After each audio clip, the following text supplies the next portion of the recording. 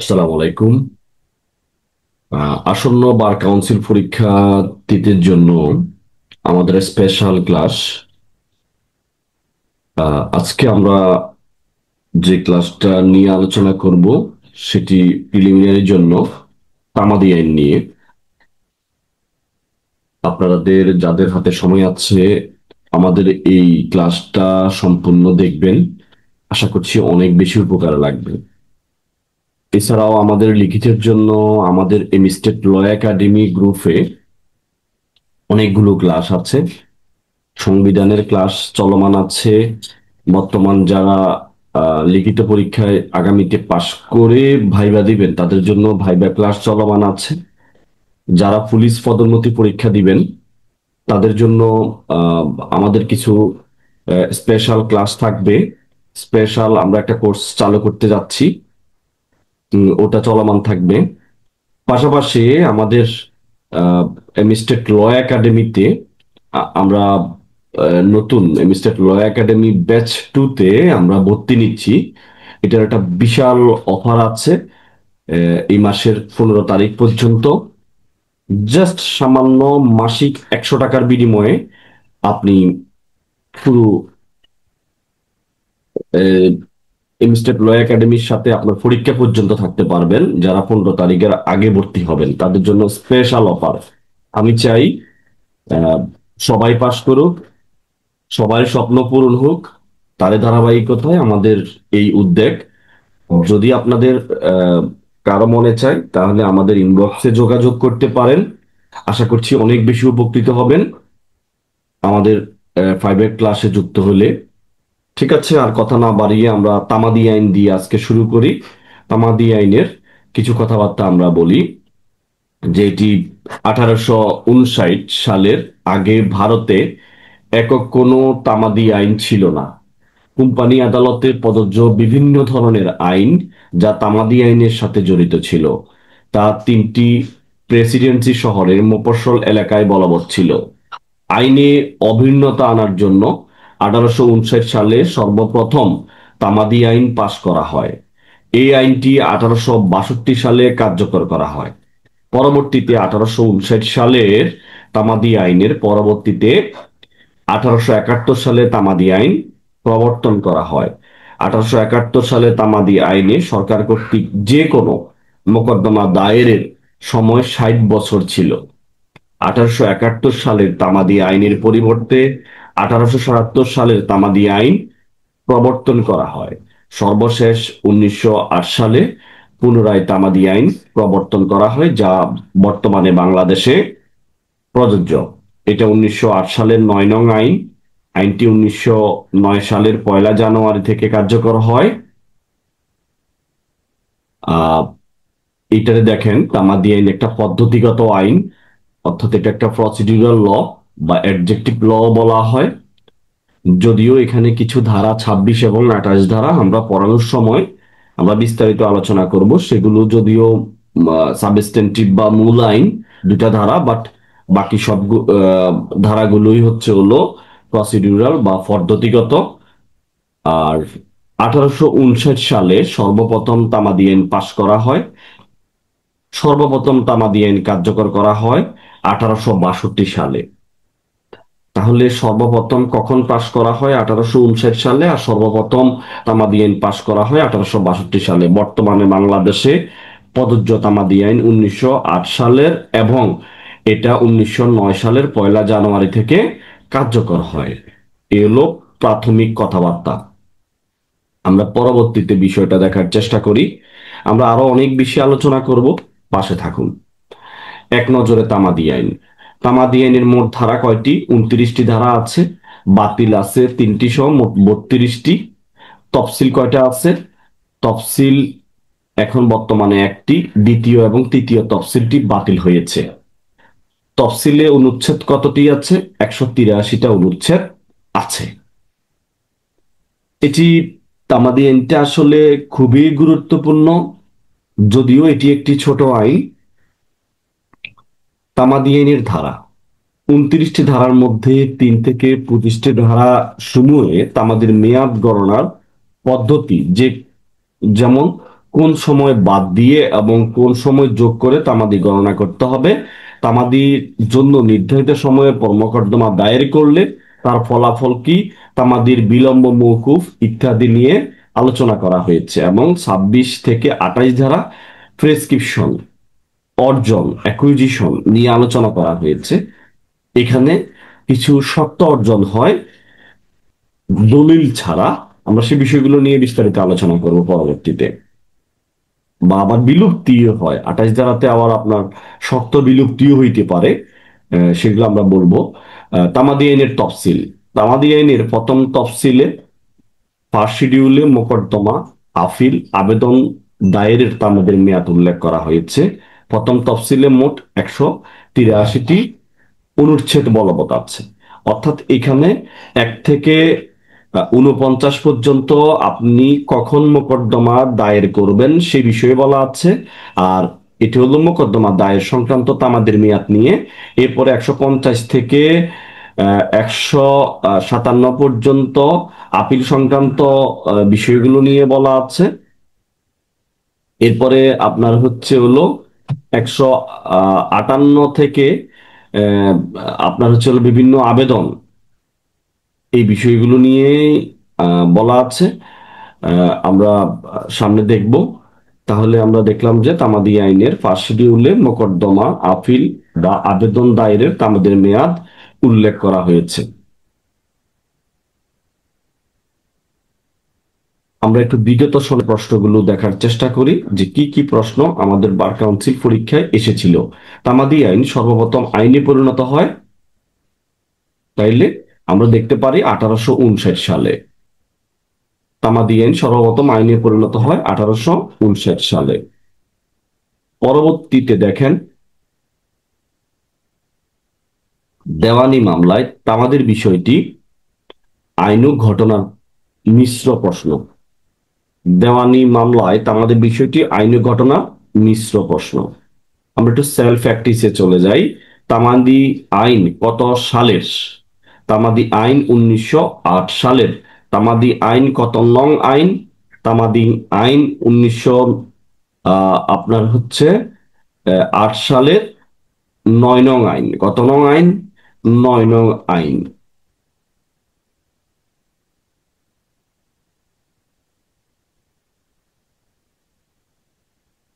সর্বপ্রথম তামাদি আইন কার্যকর হয় কত সালে? সর্বপ্রথম কার্যকর হয় এটি 1862 সালে। বর্তমানে বাংলাদেশে বলবৎ 1908 সালের তামাদি আইন কার্যকর হয় কত সালের? 1909 সালের 1 জানুয়ারি। তামাদি আইনের মোট কতটি ধারা আছে? মোট ধারা আছে আমাদের হচ্ছে হলো 29টি। মোট ধারা আছে 29টি। তামাদি আইনের অনুচ্ছেদ আছে কতটি? 183টি অনুচ্ছেদ রয়েছে।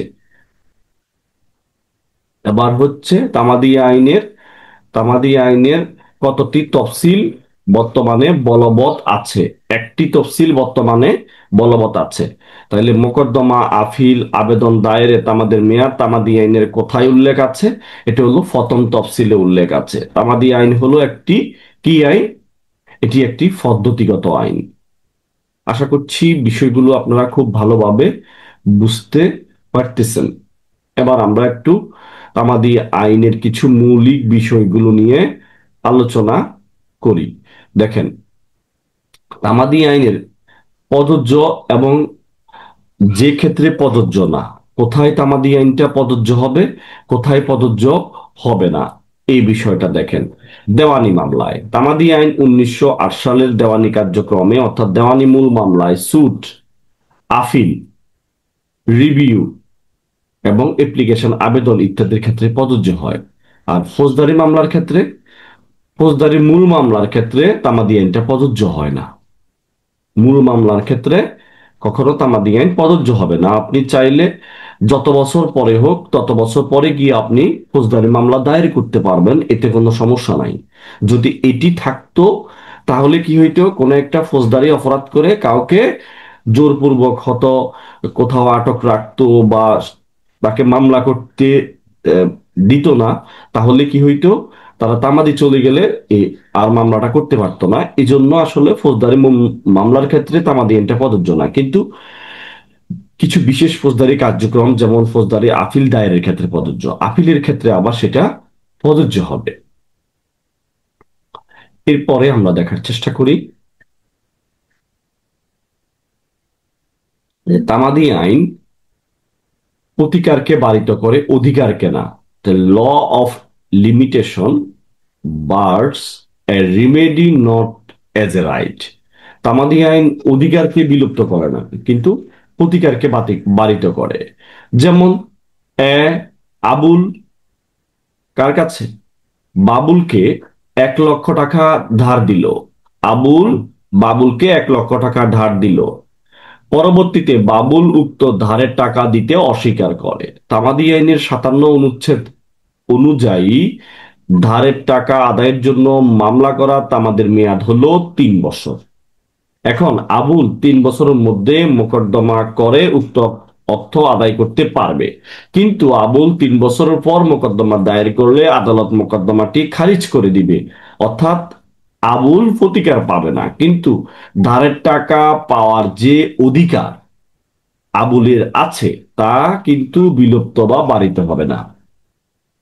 অর্থাৎ আপনি তাকে তো ধার দিয়েছেন, কিন্তু তামাদির মেয়াদ শেষ, আপনি মামলা করতে পারবেন না। ধরেন আপনার যখন আহ, অন্য একটা পারপাসে আপনাকে বাবুল টাকা দিল, আপনি যদি বাবুলের ওই টাকাটা থেকে যদি আপনার আগের টাকাটা যদি রেখে দেন, এই ক্ষেত্রে আইনতভাবে তাকে কিচ্ছু বলার নাই।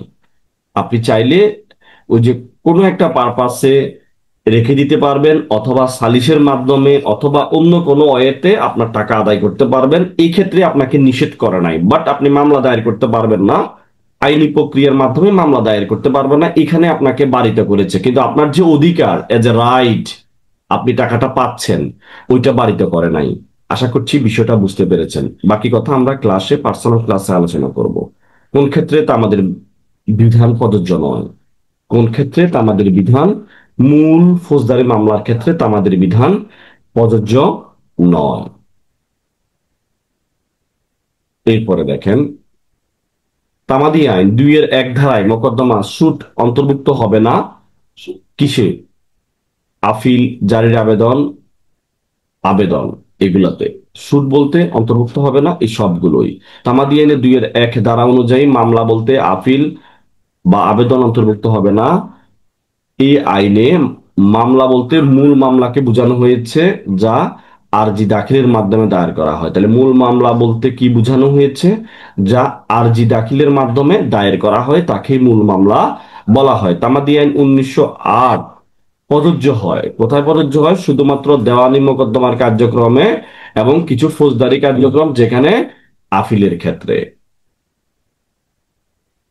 ক্লাসটা স্কিপ করবেন না, মনোযোগ সহকারে দেখবেন, আশা করছি অনেক কাজে লাগবে। আপনি যখন নতুন আবার ক্লাস করবেন কাজে লাগবে। ব্যাখ্যা দেখেন, তামাদি আইন মূল ফৌজদারি মামলার ক্ষেত্রে প্রযোজ্য না। সাধারণত দেওয়ানি, মূল মামলা, ফৌজদারি আপিল, রিভিশন, রিভিউ, আবেদন, ফৌজদারি আপিল, রিভিশনের ক্ষেত্রে এটা প্রযোজ্য হয়। কোন কোন ক্ষেত্রে তামাদি আইন প্রযোজ্য না? তাইলে মূল ফৌজদারি মামলার ক্ষেত্রে তামাদি আইনটা প্রযোজ্য না। ফৌজদারি মামলা শুরুর ক্ষেত্রে তামাদি প্রযোজ্য নয়, এই বক্তব্যটির ব্যতিক্রম কোনটি? এটা হলো ফৌজদারি আপিল দায়েরের ক্ষেত্রে। আশা করছি বুঝতে পেরেছেন। আপনারা হয়তো দেখতে সমস্যা হইতেছে, কিন্তু তারপরও দেখেন, নিম্নলিখিত কোন ক্ষেত্রে তামাদির বিধান প্রযোজ্য হবে? তাইলে মৃত্যুদণ্ডের বিরুদ্ধে আপিল দায়েরের ক্ষেত্রে তামাদির বিধান প্রযোজ্য হবে। তাহলে তামাদি আইন কি? তামাদি আইনটা কি? এটা প্রতিকারকে বারিত করে, কিন্তু অধিকারকে বারিত করে না, মাথায় রাখতে হবে। এটা প্রতিকারকে বারিত করে, অধিকারকে বারিত করে না। আমরা পরের প্রশ্ন দেখি। একটি দেওয়ানি মামলায় বিচার্য বিষয় হলো মোকদ্দমাটি তামাদিতে বারিত কিনা। মোকদ্দমাটি যে তামাদিতে বারিত না, অর্থাৎ মোকদ্দমাটি যে নির্ধারিত সময়ের মধ্যে দায়ের করা হয়েছে তা প্রমাণের ভার বাদীর উপরে। সুখধিকার, সুখাধিকার বা ইজমেন্ট বলতে কোন অধিকার অন্তর্ভুক্ত হবে না চুক্তি হতে সৃষ্ট কোনো অধিকার। চুক্তি হতে সৃষ্ট অধিকার, এটা ইজমেন্ট বলতে কোনো অধিকার অন্তর্ভুক্ত হবে না। তামাদি আইনের অধীন বিল অফ এক্সচেঞ্জ বলতে অন্তর্ভুক্ত হবে কি? এটা হচ্ছে চেক, আর হচ্ছে হলো হুন্ডি, এগুলো বিল অফ এক্সচেঞ্জ বলতে অন্তর্ভুক্ত হবে। তামাদের মেয়াদ উত্তীর্ণ হওয়ার পর মামলা, আপিল, দরখাস্ত দায়ের করা হলে বিবাদী পক্ষ যদি তামাদের প্রশ্ন উত্থাপন না করে, উক্ত আদালত উক্ত মামলা বা আপিল দরখাস্ত খারিজ করে দিবে। এটা 3 ধারার গল্প। 3 ধারাতে কি বলতেছে? আপনি যদি কোনো বাদিয়ে যদি কোনো দাবি উত্থাপন, অর্থাৎ বিবাদীয়ে যদি কোনো দাবি উত্থাপন নাও করে তামাদের প্রশ্ন নিয়ে, তারপরেও 3 ধারা অনুযায়ী কি হয়ে যাবে? আপনার মামলাটি খারিজ হয়ে যাবে। এই জায়গাতে আমরা 3 ধারার পুরো বিষয়বস্তুটা একটু বলার চেষ্টা করি। দেখেন, এটা একটু শুনেন যে তামাদির মেয়াদ শেষে মামলা দায়েরের ফলাফল বলা আছে কোন ধারাতে? 3 ধারাতে বলা আছে। অর্থাৎ তামাদির মেয়াদ শেষে দায়েরকৃত দেওয়ানি মোকদ্দমা খারিজ হবে। তামাদির মেয়াদ উত্তীর্ণ হওয়ার পর মামলা, আপিল, দরখাস্ত দায়ের বা দাখিল করা হলে বিবাদী পক্ষ যদি তামাদির প্রশ্ন উত্থাপন নাও করে, তবু উক্ত মামলা, আপিল, দরখাস্ত খারিজ বলে বিবেচিত হবে। 3 ধারার এই বিধান তামাদি আইনের 4 থেকে 25 ধারার নিয়মাবলী সাপেক্ষে প্রয়োগ করা হবে। তো আপনাকে দেখতে হবে 4-25-এ কি বলা আছে সেটাও প্রাধান্য দিতে হবে, এবং 3 ধারা অনুযায়ী আমাদের বিষয়বস্তু 3টি বিষয় আছে এখানে। 3 ধারা প্রযোজ্য হবে মামলা, আপিল, আবেদনের ক্ষেত্রে প্রযোজ্য হবে, অন্য ক্ষেত্রে প্রযোজ্য হবে না। 3 ধারার বিধান আদালতের জন্য বাধ্যতামূলক। আমাদের মেয়াদ শেষে দায়েরকৃত মোকদ্দমা খারিজ করে দিতে আদালত বাধ্য, যদি না ভিন্ন কিছু প্রমাণ হয় এবং এক্ষেত্রে অন্য পক্ষ খারিজের আবেদন করেছে কিনা তা বিবেচ্য বিষয় না। এরপরে হলো আমরা একটু 4 ধারাটাও দেখি পেলি, যে তামাদের মেয়াদ উত্তীর্ণ হওয়ার সময় আদালত বন্ধ থাকলে কি হবে। যে ক্ষেত্রে কোনো মামলা, আপিল, দরখাস্তের জন্য নির্ধারিত তামাদের মেয়াদ আদালত বন্ধ থাকার দিন উত্তীর্ণ হয়, সেই ক্ষেত্রে আদালত পুনরায় খোলার দিন উক্ত মামলা বা আপিল দরখাস্ত দায়ের করা যাবে, এবং 4 ধারায় মামলা, আপিল বা দরখাস্ত দায়েরের ক্ষেত্রে প্রযোজ্য হবে। আশা করছি বুঝতে পেরেছেন। এরপরে আমরা একটু সেলফ প্র্যাকটিসে যাই, তাহলে বোঝা যাবে। তাইলে আমাদের এই জায়গাটা আমরা একটু স্কিপ করেছি, অডিওটা শুনেন, এই দুটো জিনিস উঠে নাই আমাদের। আচ্ছা, সেলফ প্র্যাকটিসে দেখেন, বই থেকেও দেখে নিতে পারবেন। কি বলা আছে? এই ধারার বিধানবলী সাপেক্ষে আমাদের মেয়াদ শেষে দায়েরকৃত প্রত্যেকটি মোকদ্দমা, আপিল, আবেদন খারিজ হবে। তাহলে এটা হলো আপনার হলো কি হবে? 4 থেকে 25 ধারার বিধানবলী সাপেক্ষে, এখানে 4 থেকে 25 ধারার বিধানবলী সাপেক্ষে তামাদ মেয়াদ শেষে দায়েরকৃত মামলা, আপিল, দরখাস্ত খারিজ তামাদি আইনের কত ধারায় বলা আছে? 3 ধারা। 3 ধারাতে বলা আছে।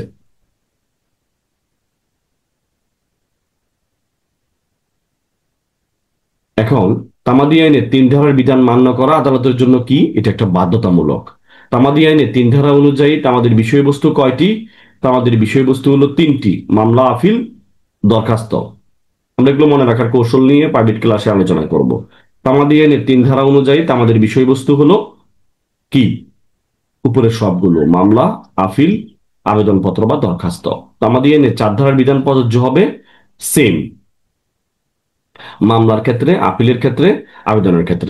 অর্থাৎ মামলা, আপিল, দরখাস্তের ক্ষেত্রে প্রযোজ্য হবে। 3 এবং 4 ধারা, 12 ধারা, এগুলো একই ক্ষেত্রে প্রযোজ্য হয়।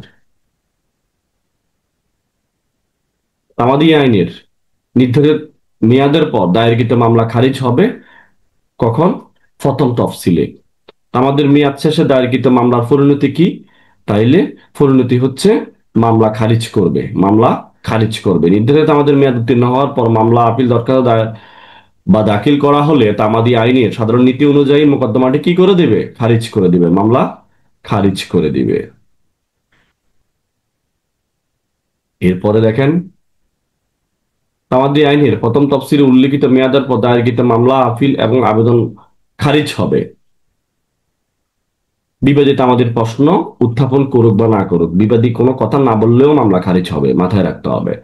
ক, দখল পুনরুদ্ধারের জন্য একটা মামলা দায়ের করেছে, মামলা দায়েরের সময় ছিল 6 মাস। ক, 12 মাস পরে মামলা দায়ের করেছে, বিবাদী পক্ষ আমাদের মেয়াদ নিয়ে প্রশ্ন উত্থাপন করেনি, এক্ষেত্রে আদালত নিম্নলিখিত কোন ধরনের সিদ্ধান্ত দিতে পারেন?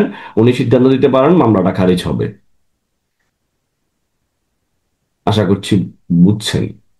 এরপরে দেখেন, তামাদি আইনে 3 ধারা অনুযায়ী কখন একটি মামলা দায়ের বা দাখিল করেছে বলে গণ্য হবে, আর যেটি উপযুক্ত কর্মকর্তার নিকট দাখিল করা হলে। এরপরে দেখেন, নিঃস্ব ব্যক্তির ক্ষেত্রে মামলা দায়ের বা দাখিল করা হয়েছে বলে গণ্য হবে, এটা হলো উপযুক্ত কর্মকর্তার নিকট নিঃস্ব ব্যক্তি হিসেবে মামলা দায়েরের অনুমতির জন্য দরখাস্ত পেশ করা হলে। আমরা 14তে যাই।